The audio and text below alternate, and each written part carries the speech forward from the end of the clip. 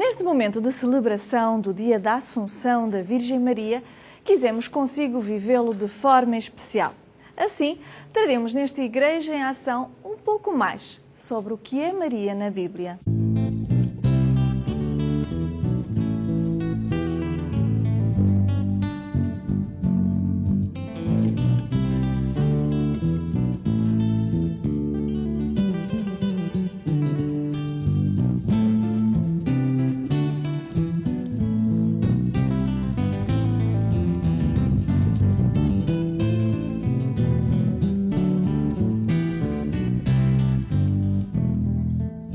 Maria, uma mulher de Israel que com um sim muda toda a sua vida. Como é ela e como viveu, é o que vamos hoje descobrir.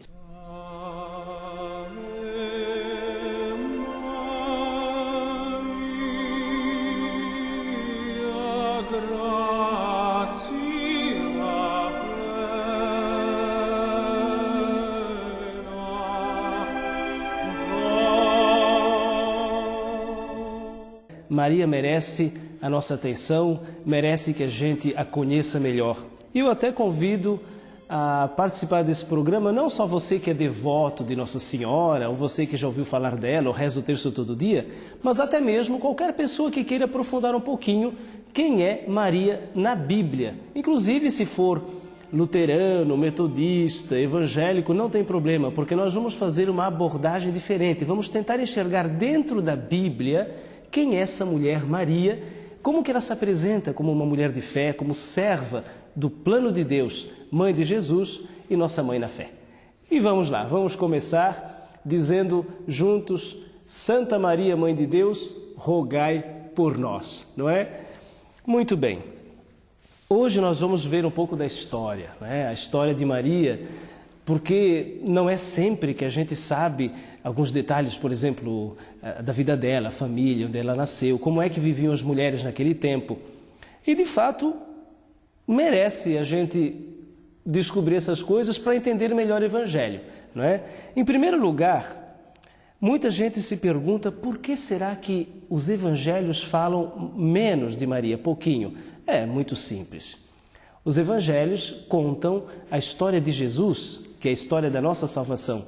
No começo do Evangelho de Lucas, por exemplo, Maria aparece muito e Jesus menos. À medida que vai correndo o Evangelho, Maria vai desaparecendo e vai aparecendo mais Jesus. E assim os Evangelhos mostram que o importante da Palavra de Deus, da Sagrada Escritura, é a pessoa de Jesus.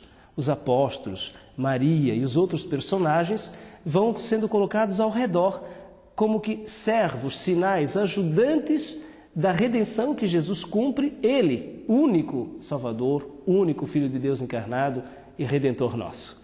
É ali que está a pequenez de Maria e, ao mesmo tempo, a grandeza dela, porque ela é pequenininha ao lado do Filho, mas sendo pequenininha, sendo serva, indicando Ele, façam o que Ele vos disser, não é? Assim ela se mostra grande, uma grande discípula, uma grande serva nos Evangelhos, sempre colaborando com o plano de Deus.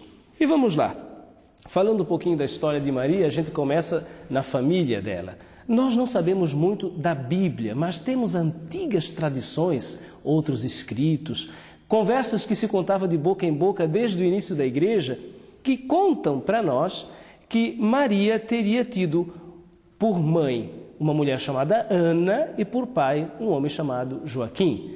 E aí nós temos na nossa tradição santos Ana e Joaquim, papais e pais de Maria e, portanto, avós, humanamente falando, avós de Jesus, não é?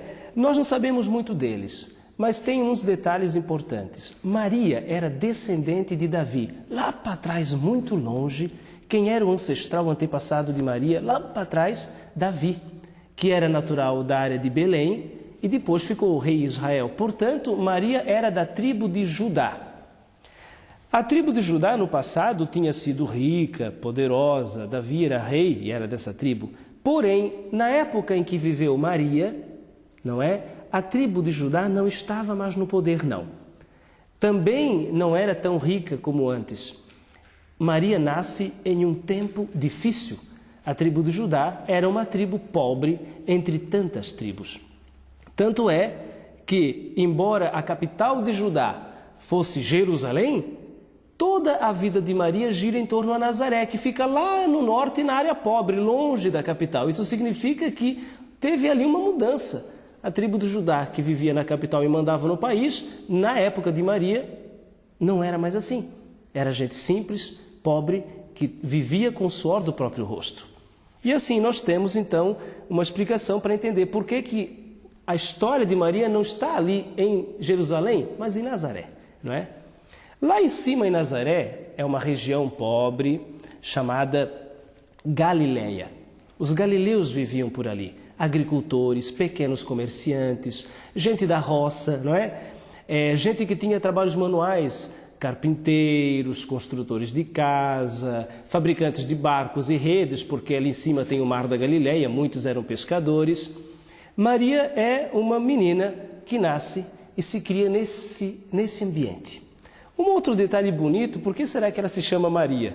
Não é? Na Bíblia, todo nome significa alguma coisa, nunca é por acaso.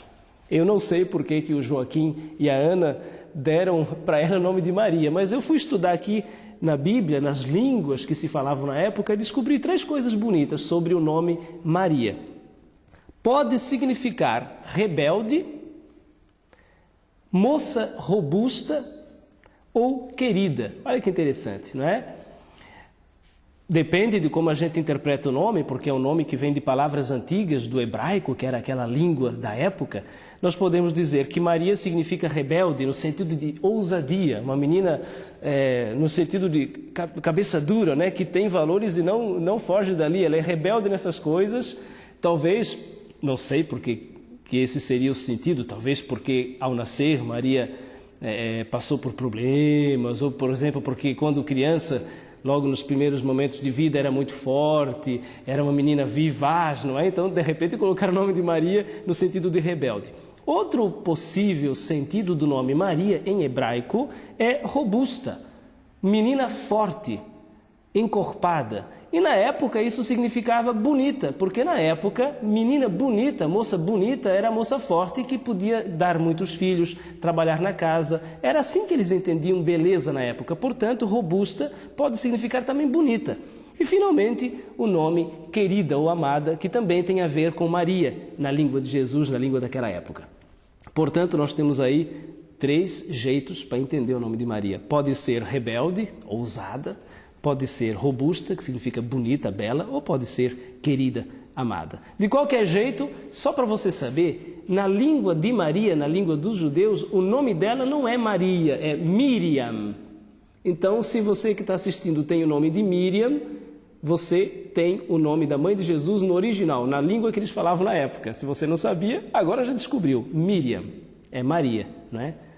Era assim que Jesus chamava a mãe dele, era assim que na época se falava o nome Maria, Miriam.